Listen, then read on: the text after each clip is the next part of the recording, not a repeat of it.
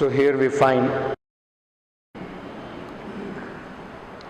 this chapter is entitled Renunciation of Kardama Muni. So how Kardama Muni renounced his household life, took sannyas, wandered about and realized the Supreme Personality of Godhead. So even though Kardama Muni was one of the greatest of mystics, yogi, we saw that earlier, how he had made small city itself flying with his mystic power. But at the same time, he was the greatest of the devotee. So here it is explained what did he absorb his mind in, what was present in his consciousness, how he was able to completely come out of material modes of nature and became transcendental. So that is being explained here. Mano Brahmani Yunjano, he absorbed his mind, fixed his mind upon the Supreme Personality of Godhead. Yattat Sad Asataha Param. Now this is also very important because generally, specifically in Kali Yuga, lot of people have invented methods of meditation. Somebody is trying to fix his mind on some dot. Somebody is trying to fix his mind on void, Shunya, so many different ways people have invented. So here we can see what the mind should be actually focused or fixed upon. Kardama Muni fixed his mind,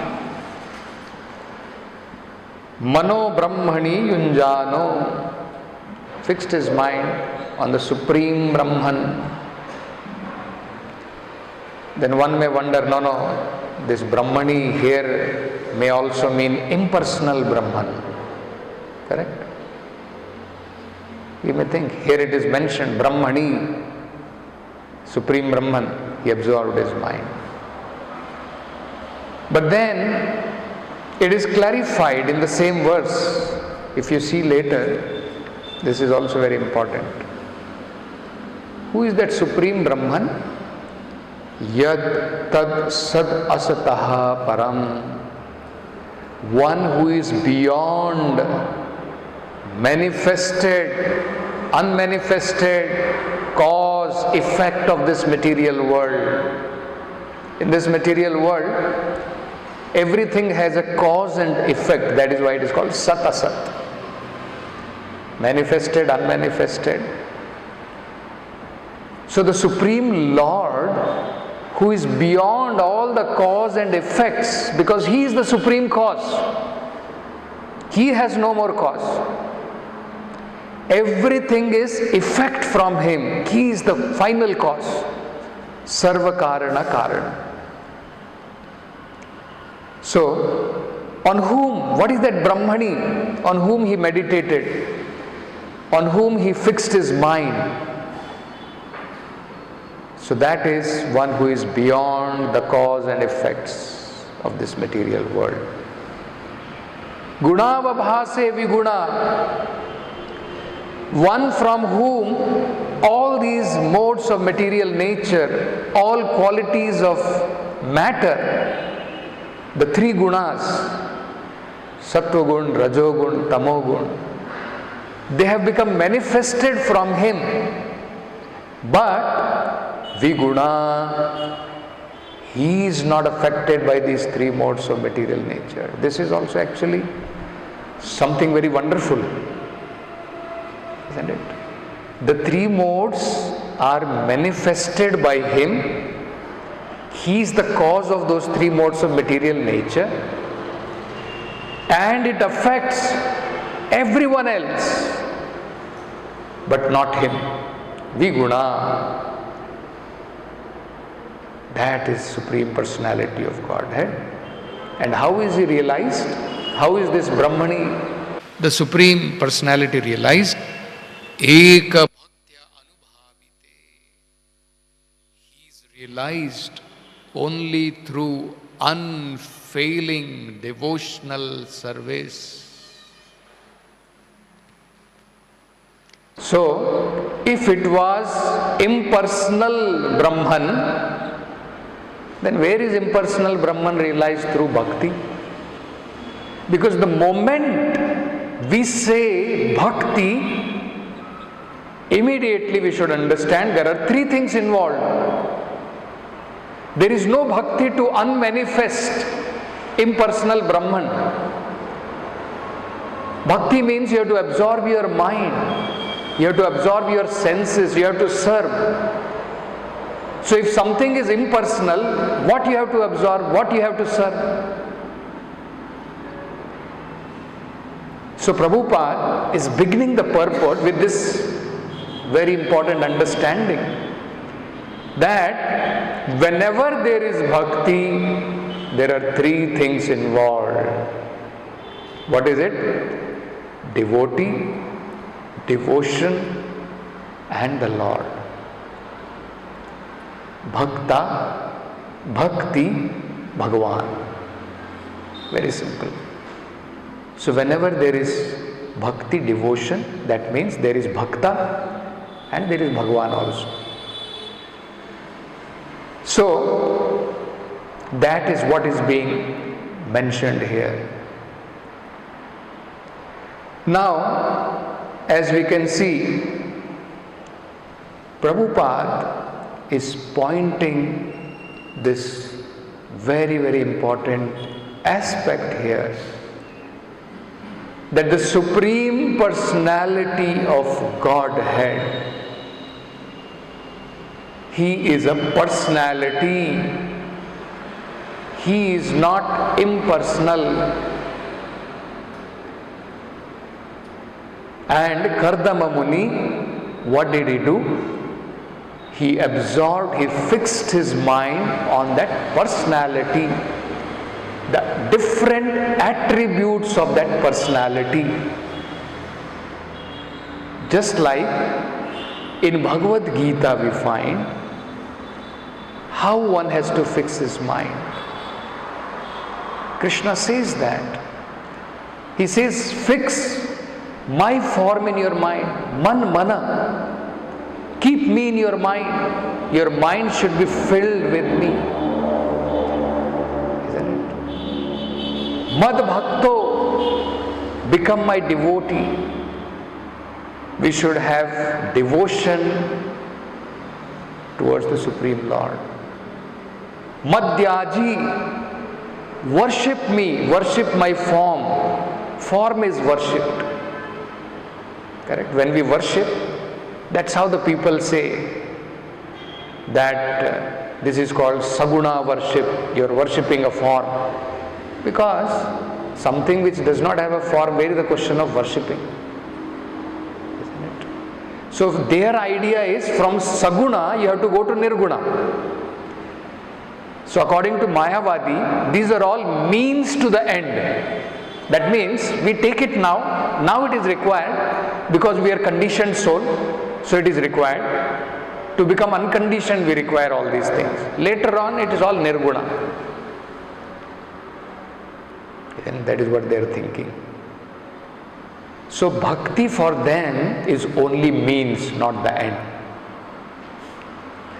Now the question is very simple. Prabhupada says, if the Supreme Lord, He is transcendental, Bhakta has to become transcendental, then how can the means be not transcendental? Isn't it? Bhagavan is transcendental, and Bhakta has to reach that platform of transcendence. Then how come Bhakti can be material? How can one follow material process and become transcendental? That is not possible.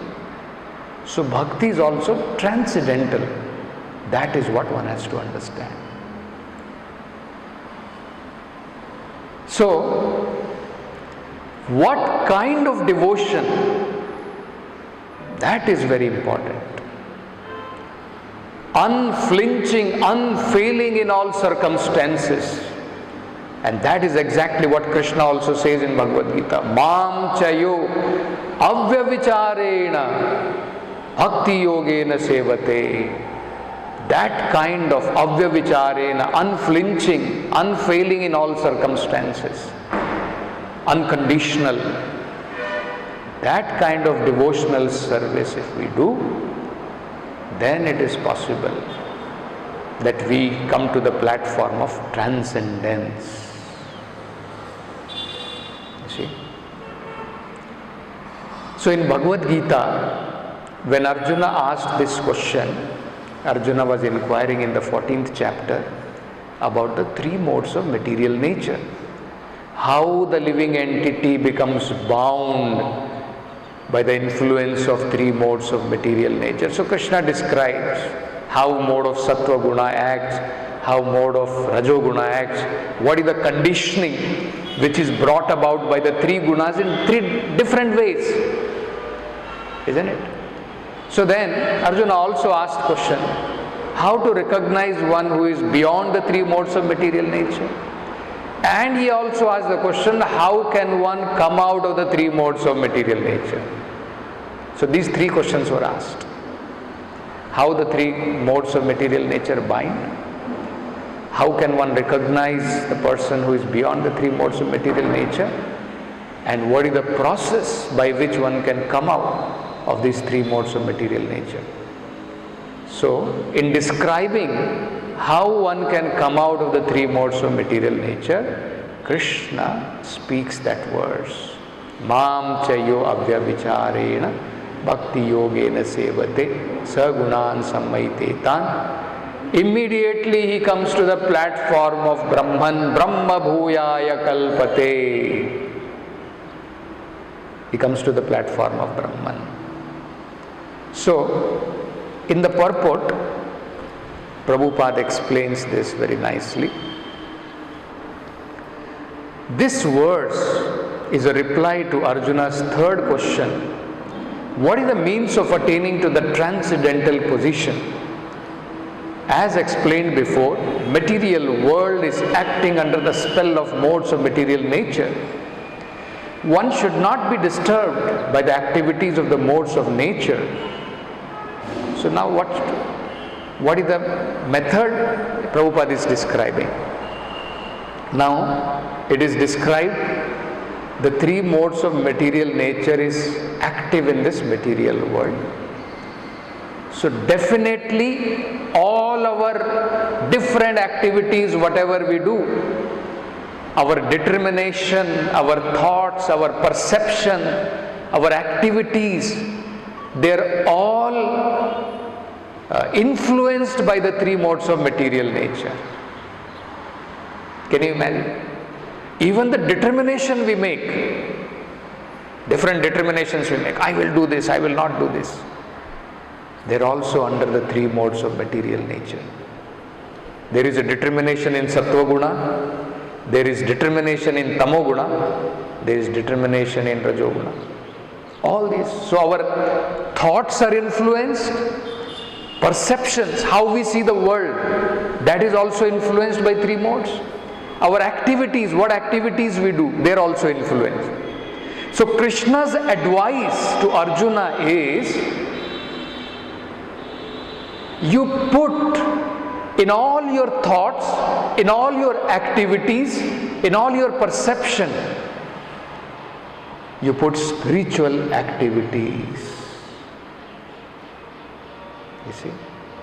Just like we may perceive the world the way our mind influences us. Just like, say for example, we are suffering. Okay. So our minds gives us a perception. This person is cause of my suffering. This devotee is giving me a lot of pains. This is our perception. It is influenced by three modes of material nature. Somebody who is in sattva guna may think little better, okay, does not matter, I will tolerate this. But somebody who sees from the scriptures, the perception should be from the scriptures, because that is the perception which is from transcendental platform.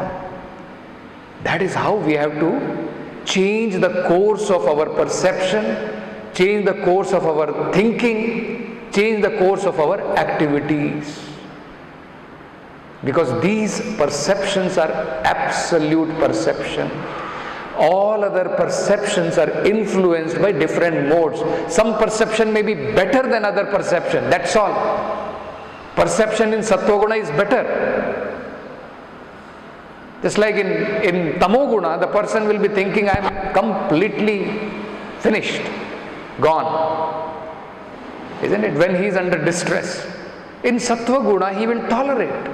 He will understand, yes, this will come and go.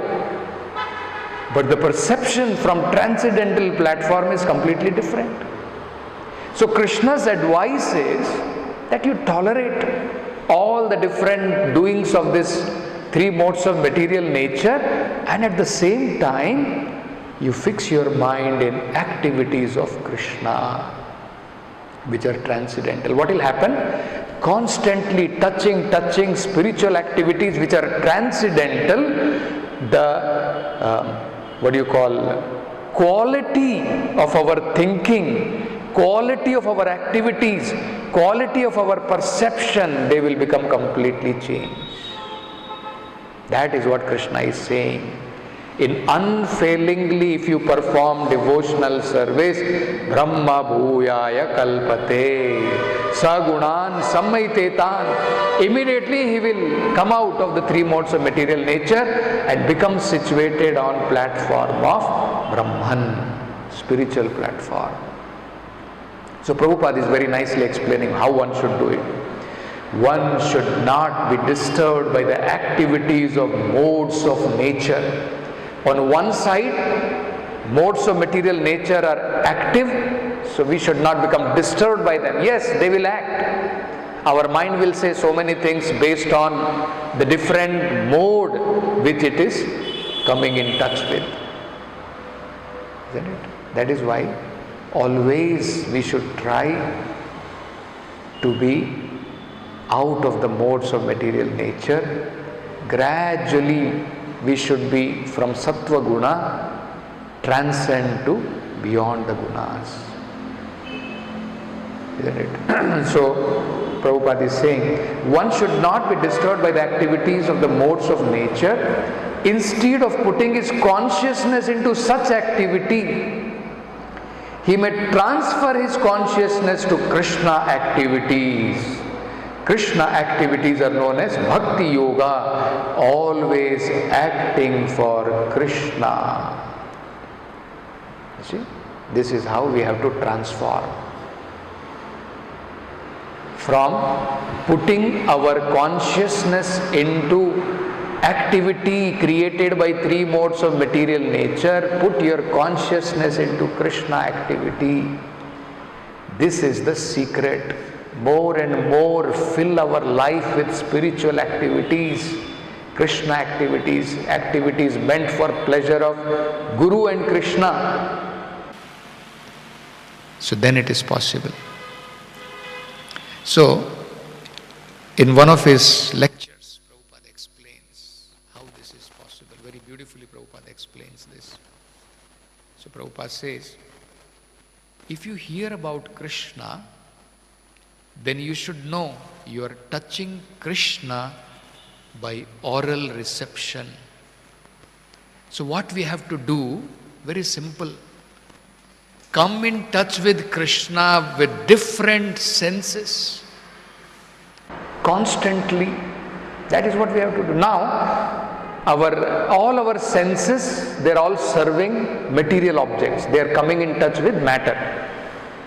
What we need to do now is, we have to engage the same senses in different aspects of Krishna. So oral reception, when we hear about Krishna, we should know we are touching Krishna. So we have to touch Krishna with different senses. So how to touch Krishna with our ears? By hearing about Krishna. And then Prabhupada is saying, if you see Krishna the deity, that means you are seeing personally Krishna. Very mercifully, the Lord appears in the form of deity to be perceived by us. So come in touch with Krishna by seeing Krishna through your eyes. Isn't it? Then, because Krishna is absolute, He can accept your service anyway. He is everything. Ishavasya sarvam. His energy. Parasya brahmana shakti tathedam akilam jagat. Everything is Krishna's energy. So if we are in touch with Krishna's energy with a little knowledge, we are directly in touch with Krishna. You see? So we have to be in touch with Krishna. We have to be in touch with Krishna's energy with knowledge. And then it is possible we are directly in touch with the Supreme Lord. Then Prabhupada is saying, so then what is going to happen? This is the process. Why devotional service is so potent? Because by being in touch with any of these process of devotional service, we are coming directly in touch with Krishna. And that is why Krishna says in Bhagavad Gita, clarifies, no other process you are in direct touch with me. Bhaktya mam abhijanati yavan yaschasmi tattvataha. Only process is devotional service. To know Krishna, to touch Krishna, there is no other process, only devotional service. Then Prabhupada explains very beautifully, as you become constantly in touch with Krishna, that is Krishna consciousness, then you become purified. How you become purified? If you put iron rod in fire, it becomes warmer. At last it becomes red hot. This is the process. Hear about Krishna, talk about Krishna, see Krishna. I was just, I'm recording some classes for Vrindavan Chandrodaya Mandir. So there I was reading how much Yashoda Mai is absorbed in thoughts of Krishna. Absorbed. Parikshit Maharaj is wondering. He is saying, what fortune Nanda Maharaj and Yashoda have. What fortune. Devaki also does not have. Even Krishna is born to Devaki, born to Vasudev. They don't have that fortune of what Yashoda and Nanda Maharaj had. What great fortune. Parikshit Maharaj is asking, what they have done in their previous life. So much fortune that Krishna is playing. Mother Yashoda is running behind Krishna. Isn't it? So, in that Damodar Leela, Prabhupada explains very wonderfully that how when Mother Yashoda used to churn butter for Krishna, it is explained in Bhagavatam. It's not that Prabhupada is saying, it is explained in Bhagavatam. Shukdev Goswami is explaining this. So what he would do, what Yashoda Mai would do, she composed different poetry about the different activities of Krishna.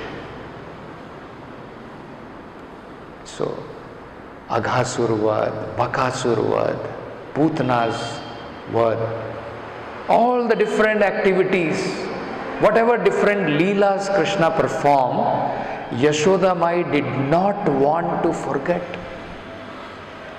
Imagine how Prabhupada very beautifully describes. Prabhupada is describing why all these gopis where Krishna was stealing butter, why they are coming and complaining to Yashoda Mai? What is their idea?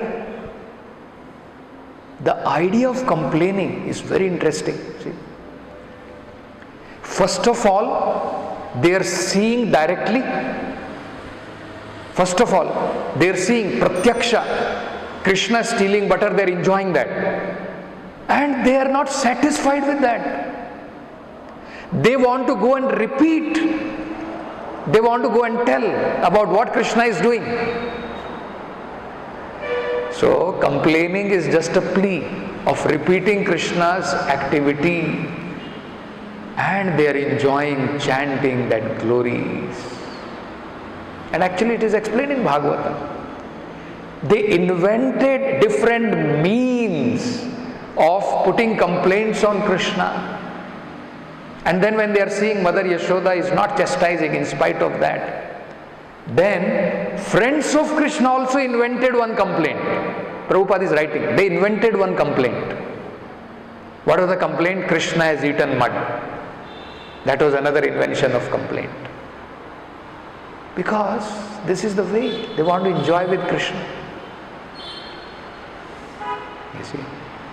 And Prabhupada very beautifully explains about that Leela. So one day, all the cowherd, boys, they all got together and they went to Mother Yashoda and complained. Krishna has eaten mud.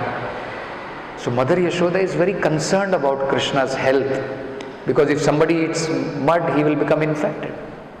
So immediately Mother Yashoda calls Krishna, catches his hand and asks him, so all your cowherd boys, they are saying, you have eaten mud.